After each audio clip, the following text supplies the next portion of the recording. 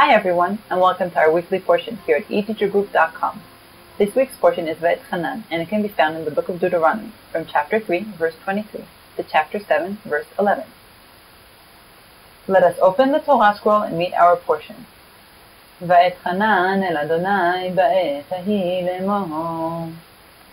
The portion is named Va'etchanan, literally, and I besought, because it begins with Moses' description of how he begged God to allow him to enter the land of Canaan.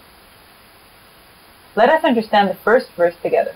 Va'etchanan, and I besought. El Adonai, God. Ba'et hahi, at that time. Lemor, saying. This week's portion begins with a description of Moses' unanswered request from God. Moses was punished and not allowed to enter Canaan, and he begged God to change this verdict.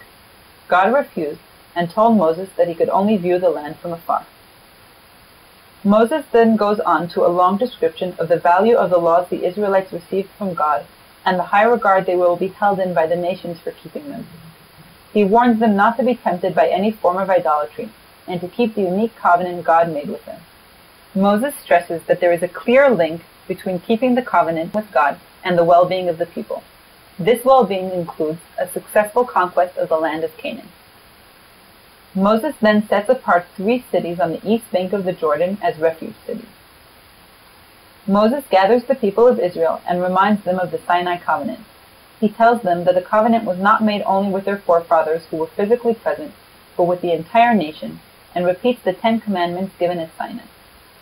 Moses describes how the elders were alarmed after having heard God's voice at Sinai, and requested that Moses mediate between God and the people, for fear that a people who hear the live word of God as they did shall not be able to exist.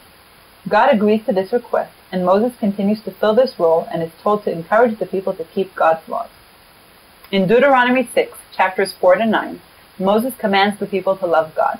These verses begin with the command, Shema, listen, and they are recited twice a day as part of the prayer and are the pillars of Jewish faith.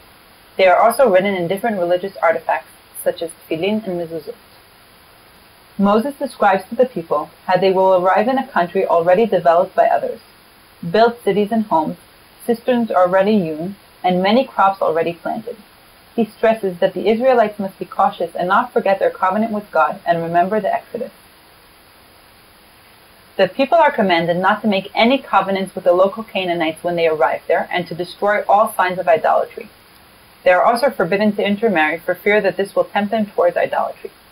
Thanks for joining us for this week's portion. We hope to see you again next week. Have a great week.